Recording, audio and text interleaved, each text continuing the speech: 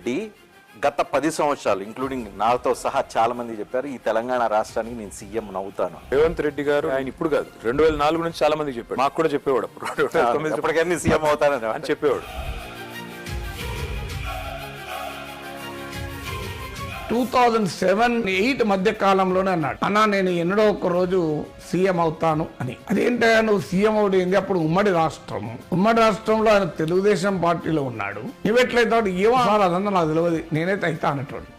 ఓ రోజు అతను టీడీపీలో ఉన్నప్పుడే బ్రేక్లో నన్ను అడిగాడు, నెక్స్ట్ సీఎం ఎవరు అనుకుంటున్నావు అని అన్నాడు. కేసీఆర్ గారు ఉంటారని నేను అన్నా. నెక్స్ట్ టైం రాడు అన్నాను. మరి ఎవరు వస్తారు అన్నా. రేవంత్ రెడ్డి వస్తాడు అన్నాడు. అన్నీ నాకు అనుకూలంగా వస్తాయి. కాంగ్రెస్లో నేను టాప్ లెవెల్కి వెళ్తాను, సీఎం ఆప్షన్లో నేను ఉంటాను అన్నాడు. ఇది ఎప్పుడు చెప్పాడు ఆయన? 2018లో చెప్పాడు.